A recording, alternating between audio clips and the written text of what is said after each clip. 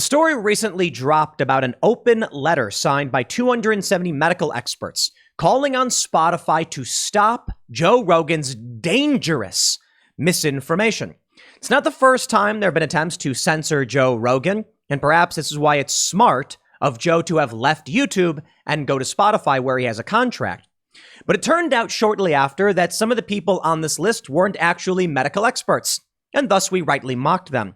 And now it's getting worse because people have actually taken the time to dig through the list and they found actually a minority of the individuals on this letter are medical experts. Most of them have no real medical expertise. In fact, some of them are podcasters. One person, I think more than one, dentist. So, okay, I guess technically you can say they're medical experts. There's a reason why this is significant. You see, the other day we had Andy No on Timcast IRL, our more conversational podcast. And we discussed how he was sued for stealing videos from journalists. The lawsuit was very quickly withdrawn.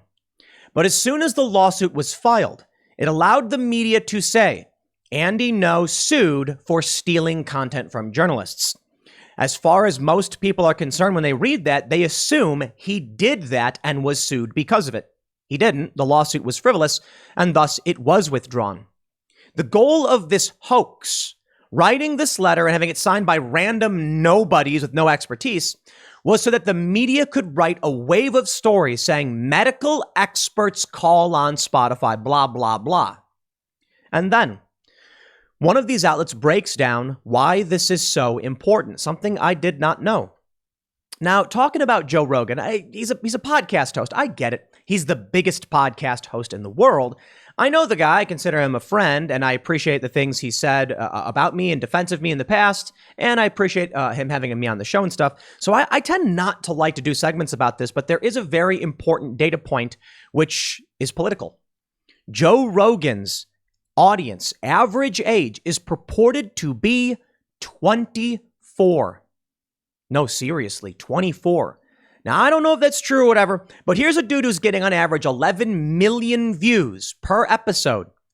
Majority 24 years old. That is younger than my show. Timcast IRL gets most of its audience 18 to, I think, 54. But I think a third is 25 to 54, followed by slightly less 18 to 24. So most of our viewers are in that age range. Actually, I think it's much more than that. I think it's like 80 to 90% are 18 to 54. The biggest group being around my age, 25 to 54, and then the next biggest 18 to 24. So that's really, really good that we're getting younger people. But Joe Rogan's getting way younger people than even I get on YouTube. And maybe it's because we talk hard politics, but the fact is, they're going after Joe Rogan because Gen Z, the next generation, it's the future. This is how you affect change. You can sit there all day and night screaming at millennials like I do, saying, hey, do this, do that, or otherwise. And will that really bring about profound change? I mean, somewhat. Waking people up and informing them is a good thing. But going after young people, targeting a younger generation means when they age up into their mid-30s and take control of the political and corporate reins in this country, those changes will become prominent. You see, when millennials started aging into the workforce, all of a sudden wokeness erupts. Gen Z is still particularly woke, but interestingly, we have data suggesting they're pulling away from that. For the first time in like 100 years, a generation is slightly more conservative in some areas than the previous. We've not seen this before, at least in the past century. With Joe Rogan reaching these people, telling them hard truths and challenging mainstream narratives, it means that these young people in 10 years will age into the workforce and we're going to win. The values that you and I share, liberty, personal freedom, etc., many of these young people share as well. And if they're getting their information and their worldview from someone like Joe Rogan, they're going to be more inquisitive, more challenging of authority. And thus, a hoax was staged to try and get him banned. It didn't work, but this is what's happening. So let's do this. Let's talk about what this hoax was. And then I'll show you what's going on politically with this data. And I think explains exactly why they are desperate to do something about Joe Rogan. But here's the problem. Joe Rogan may be the most famous comedian in the world. Now, I know Dave Chappelle is the GOAT, okay, the greatest of all time, for sure. And Joe Rogan may be second to Dave Chappelle, but Joe's more famous. I mean, Dave Chappelle is like famous, but Joe Rogan has the biggest podcast in the world, so he's famous for not just being a comedian. So what I should say is Joe Rogan may be one of the most famous people on the planet. He happens to be a comedian. Let's read this news. Let me break this down for you. Before we get started, head over to timcast.com, become a member in order to support the journalism we do here at the Timcast studio, Cast Castle. You will also support my work in these videos, and you will get access to exclusive members-only segments of the Timcast IRL podcast over at timcast.com. So sign up, support our work, but don't forget, like this video right now, subscribe to this channel, share this video right now with everyone you can, anywhere you can. Let them know what they're doing, explain to them why. Especially if you're a fan of mine or a fan of Joe's, it really, really does help. Let's read this story from timcast.com. Most of the 270 signatories on the letter calling for censorship of Joe Rogan are not medical doctors. An open letter was sent to Spotify last week asking them to take action against Joe Rogan for misinformation regarding COVID.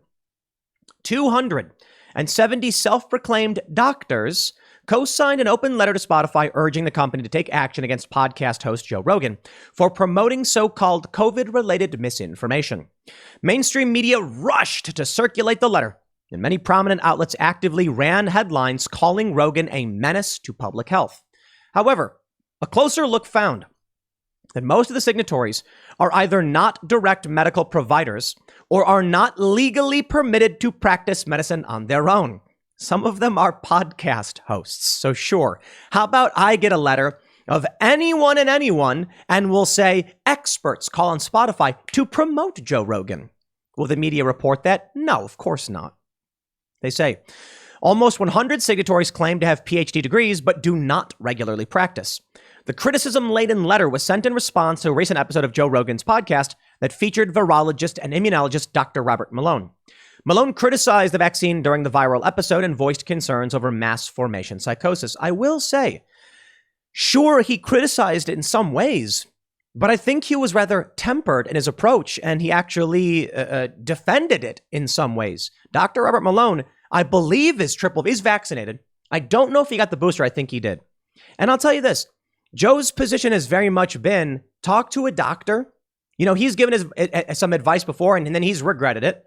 And he said, just, get sound medical advice, but he's asked why it is. And so has Dana White. And certain treatments are harder to get than others. He's asking questions and bringing on doctors and having these conversations.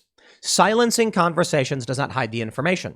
Or as Tyrion Lannister said, cutting out a man's tongue does not prove him wrong. It simply proves he says something for which you will fear. Or you fear what he has to say.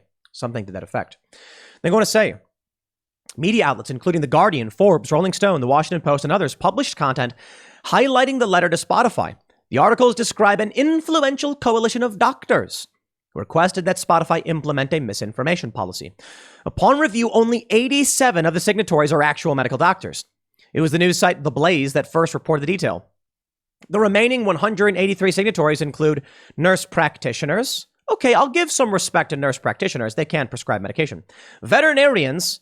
Okay, well, they can prescribe medications to animals, so a dentist. Okay, well, dentists can prescribe some things for your mouth and teeth, and about 100 PhDs and PhD candidates, psychologists, physicians, assistants, medical students, engineers, and podcast hosts were also part of the list.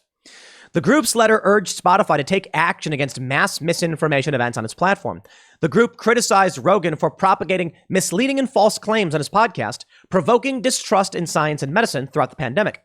The group also remarked that Dr. Malone had been suspended from Twitter for a similar pattern of misinformation. Quote, throughout the COVID-19 pandemic, Joe Rogan has repeatedly spread misleading and false claims on his podcast, provoking distrust in science and medicine, says the letter.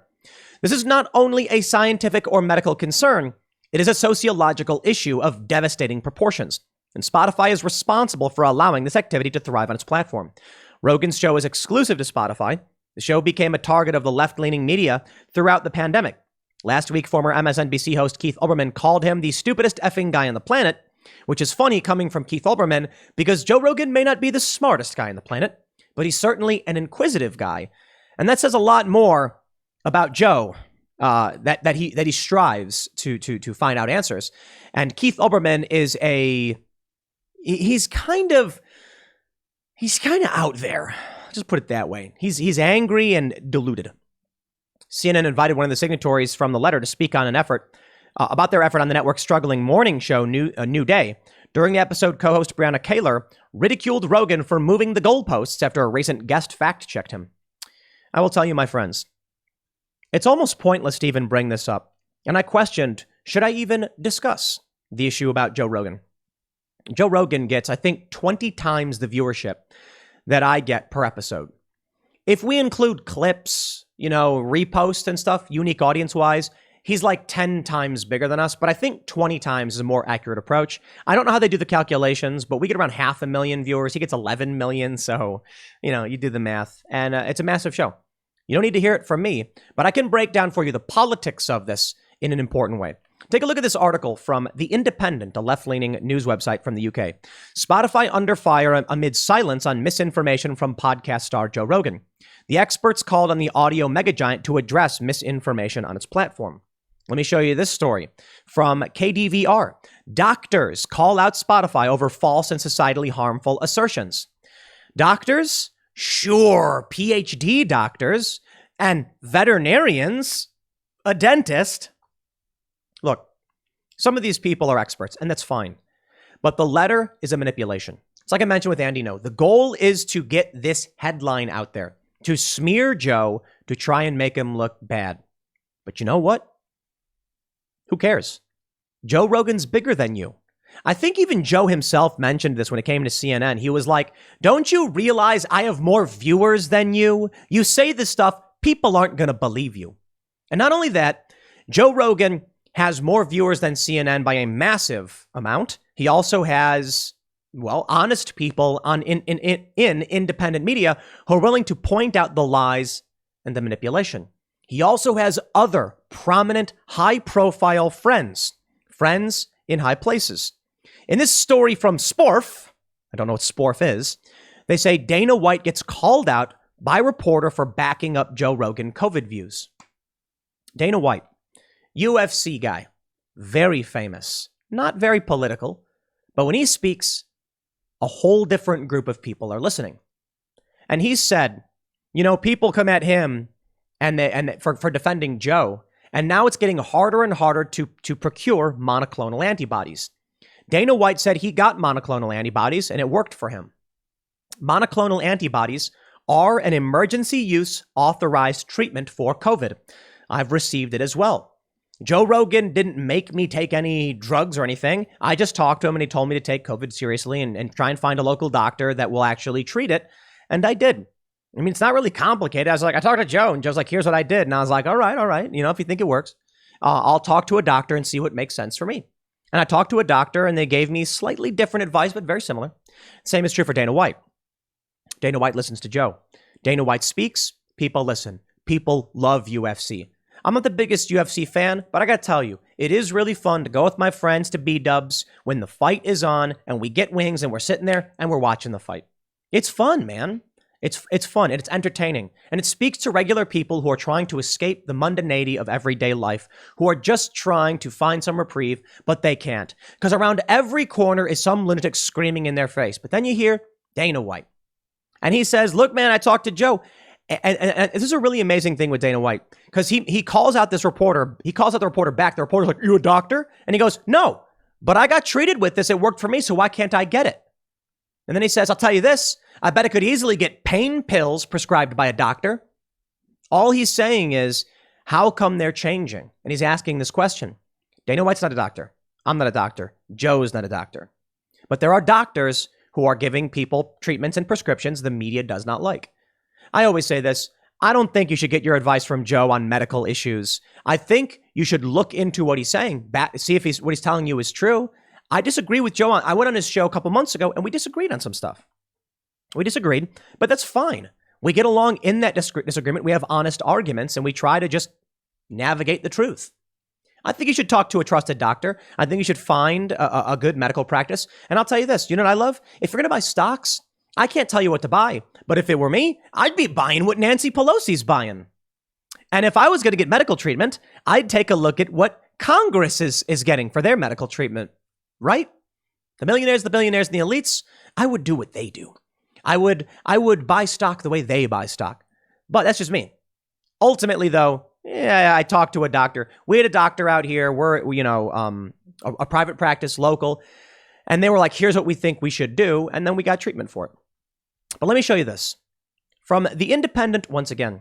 These experts say Joe Rogan is extraordinarily dangerous to society. Here's why. The 54-year-old podcast host has unique influence, scientists and physicians tell Andrew Buncombe. Now, this is where it's fascinating. One said it was the vast size of his audience that made him so dangerous. Another suggested it was the fact the average age of his listeners was just 24, and hence particularly persuadable. Another said he appeared to have a cult of personality.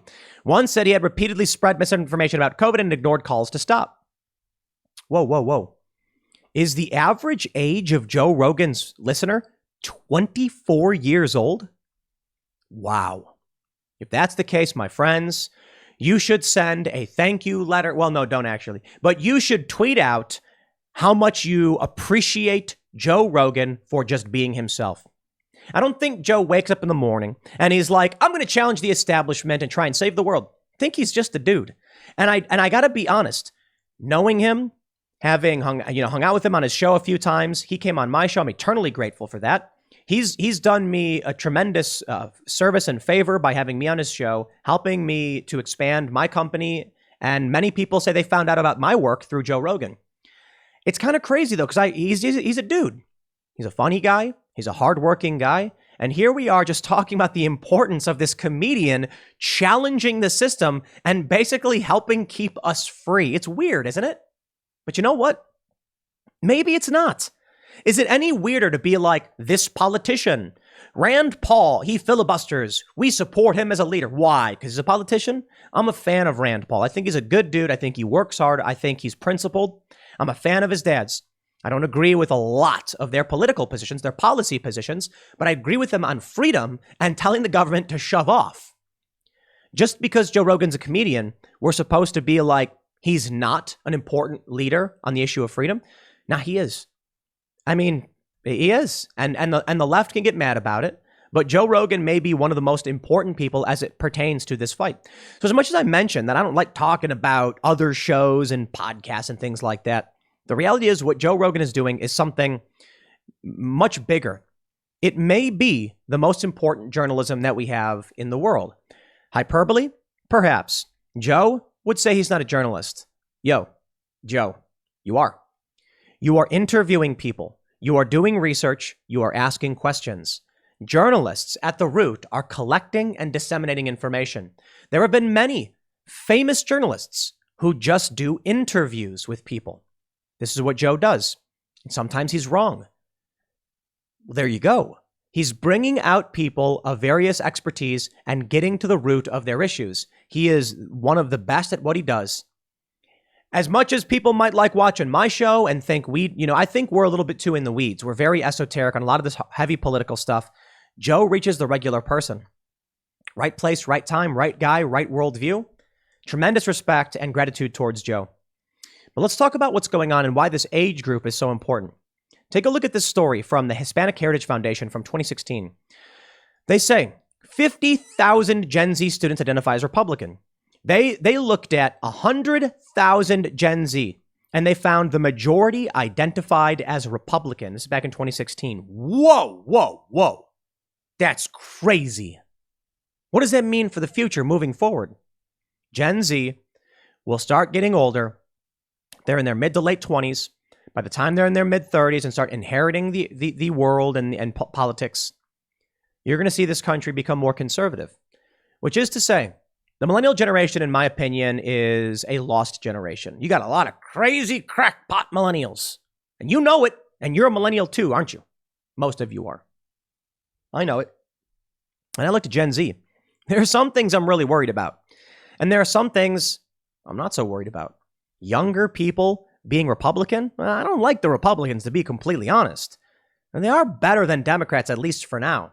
So perhaps Gen Z is not so much Republican as they are libertarian-minded, opposing of the racist social justice trash coming from the left. Maybe they're like you and me, And they're watching videos on YouTube and they're saying, yeah, we don't like that stuff either. And they're listening to Joe Rogan, who's like, I don't like that stuff either. And thus, as these young people grow up, it's going to get crazy. Take a look at this. What do we know about Gen Z? From Pew Research, this is from 2020. They say 1 in 4 members of Gen Z are Hispanic. Now, this is where we get some really interesting racial demographics. In early boomers, 1969, 82% were white. Gen Xers, 70% were white. In millennials, 61% were white. In Gen Z, only 52% of Gen Z is white. Now, that's really interesting. I don't know if that's because white people tend not to have kids. It may be the case, or if it's because of immigration. Either way, this is extremely good news for freedom-loving and liberty-minded individuals. Now, of course, you'll hear, I don't know, like white nationalists being like, oh no, oh geez. Yeah, well, look, too bad. Maybe if white people want to have more kids, then that's your answer. But I'm talking politics, because me, personally, I don't care about the racial breakdown of any of this stuff. I don't care if Gen Z is white, Hispanic, Black, Asian, or otherwise. I care about their values. I actually like diversity. I like the idea of real diversity, not this crackpot cult, diversity, inclusivity, and equity, die cult nonsense. No, I mean like more people from different backgrounds with legitimate, genuine, different perspectives, but of shared freedom values, a robust country it makes. That's a really, really good thing for us. With many people coming to the United States believing in freedom and wanting freedom, many people fleeing communism and socialism, this bodes very well for us. I don't care if they're Hispanic or Asian or Black or whatever. If they come here and say personal responsibility, freedom, we strive for that when we come here, I'm like, yes, we want all of those immigrants who believe in that stuff to bolster our views and our values. And in fact, it is predominantly white liberals who hold the communistic psychotic views that are destroying everything. But I'll be honest with you. I don't think race plays a big issue. Yeah, I plays a role. I think certainly race plays a role to a certain extent. Meh. I think we need to instill values in people. And what we're seeing now is something truly amazing. From the Wall Street Journal. Hispanic voters now evenly split between parties, Wall Street Journal finds. We have this from the Intelligencer. Democrats are losing ground with Hispanic voters. My, oh my. Gen Z has a large portion, 25% Hispanic. Hispanics are starting to swing towards conservative, Republican. There's good and there's bad there, but mostly good. They're probably going to want smaller government. We saw it in Miami. A safe blue district, D+4, Democrat +4 district, voted Republican and like deep Republican. Why? Because they don't want communism and socialism. And so the children of the Venezuelan and Cuban parents, these Hispanic individuals, and the people who fled countries like Honduras who said, we know how bad it gets, believe in America, fight for America. And they're gonna. And that means our values of freedom, life, liberty, and the pursuit of happiness, the Second Amendment, are going to win. And you know what? We're actually seeing it. The Second Amendment is growing stronger by the day. Free speech on the forefront, I believe, grows stronger by the day. I'm looking at all this, and I'm optimistic. The Joe Rogan smear attempt, the hoax, miserably failed. Nobody falls for this. The media can pump out whatever trash they want, but I'm sorry. They're going after the white progressives and the boomers. But they're aging out. Take a look at this from 2019, Pew. Gen Z and millennials differ from older generations in views on Trump, role of government, and growing diversity in the U.S. 30% of Gen Z approved of Trump in 2019, compared to only 29% of millennials. Now, this isn't every metric they tracked, but it shows for the first time, or I should say from the silent generation boomer, Gen X, Gen Z actually approved of Trump more than millennials. However, 70% of Gen Z thinks the government should be more involved in solving problems. Millennials were only 64%. And Gen Z 62% believe in diversity as a good thing for society versus millennials 61%. But I have to wonder, is that just because Gen Z is more like me? Right? That's, I think diversity, real diversity of opinion and perspective is a good thing. I don't think homogenizing, like when they put out Black Panther and most of the cast is black, and then all these leftists are calling it a diverse film. I'm like, no, it isn't. It's still racially homogenous. A truly diverse film is going to be like, look, did you guys see the new Ghostbusters movie? I thought they hit the nail on the head with the hammer. I loved it. The new Ghostbusters crew, they were young kids, and you had they were mixed gender and race. And I'm like, that it wasn't part of the plot. They didn't come out and be like, this kid's an Asian, and this is why being Asian is important. They just happened to have had an Asian kid there. And I was like, see, that's how you do it, man. I like diversity. I like the idea that we don't homogenize our worldviews, our perspectives. And there's a problem inherently in the left's view of diversity because they believe race is required for diversity. No, I understand that someone from Ukraine and someone from Ireland will bring us diverse perspectives, but the left would just call them both white. Although now I guess Slavic people are people of color because their definitions are bankrupt and make no sense. But someone from Italy, Spain, France, the UK, they're going to have very different perspectives. Someone from Eastern Russia, which is north of China, is going to have a very different perspective. And someone from China will have a different perspective from someone from, say, Mexico. That's diversity. Differing opinions based on different experiences. And when we can draw from that, we do become stronger. We see it in genetics. It's called hybrid vigor. The more diverse a gene pool is, to a certain extent, improves the strength of the offspring. Go too far, everything falls apart. And I think that makes sense too. You can't take someone from an authoritarian, despotic regime, bring them to the US and be like, they're a different skin color, therefore diversity. And it's like, now they're fighting because their worldviews are too different. So when it comes to diversity, we do want very different worldviews, perspectives, and knowledge and wisdom. But we also want to make sure that we're not going to clash.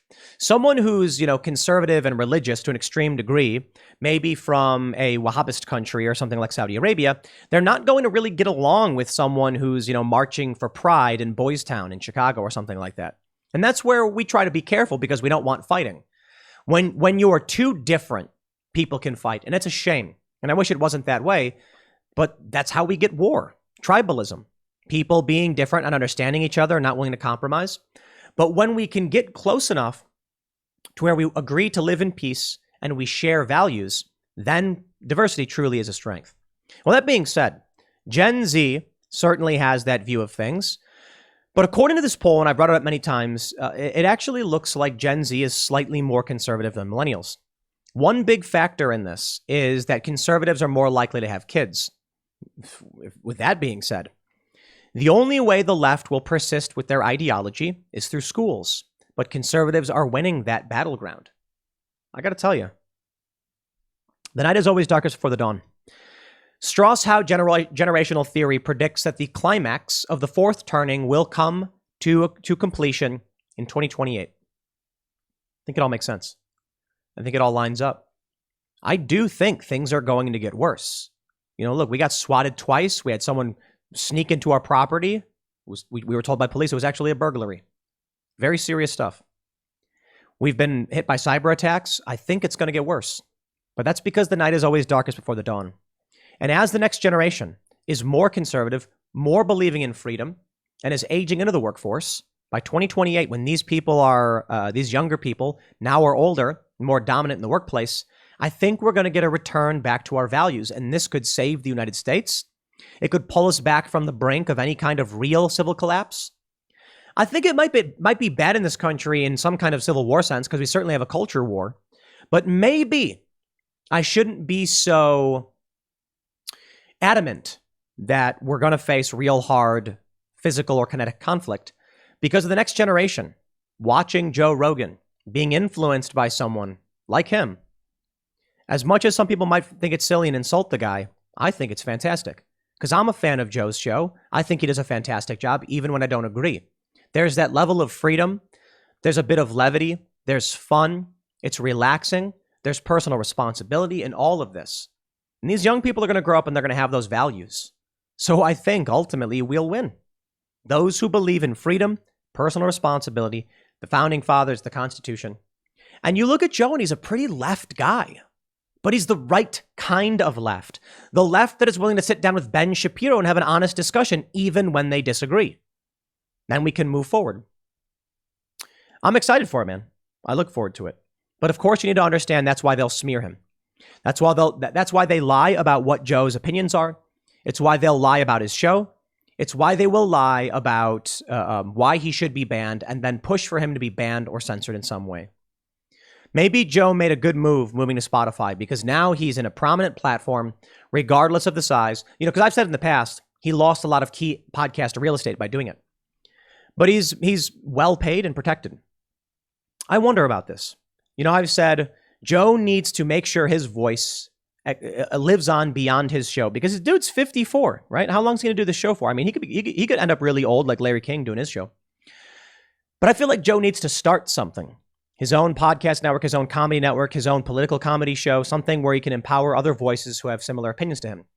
And then I guess people point out that, you know, Joe having me on the show several times has effectively allowed my platform to grow and carry on maybe a bit more esoteric and more in the weeds style of content. But Joe having people like me on is doing that job.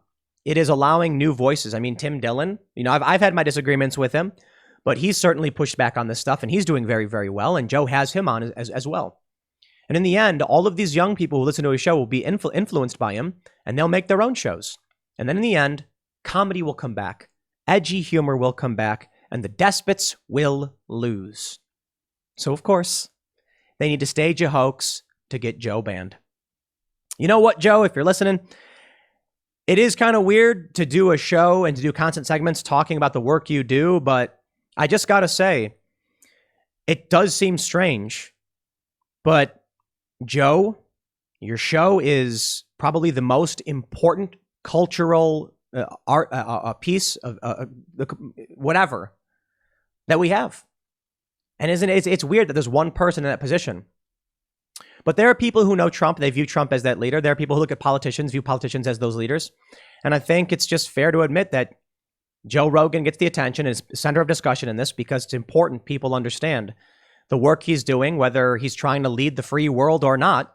People literally call him the leader of the free world. Isn't that crazy? Because it ain't Joe Biden. No, Joe Rogan. That's what people said when he came on the show in November. And all he has to do is just be a funny guy who asks questions. And really, I guess it's all it takes. Same thing is for all of you. That's the message I'll leave you with. Just speak up. Be fearless. This guy's got a family. They go after him every day, and he keeps doing his show. You can do it too. I'll leave it there. Next segment's coming up tonight at 8 p.m. over at youtube.com/TimCastIRL. Thanks for hanging out, and we'll see you all then.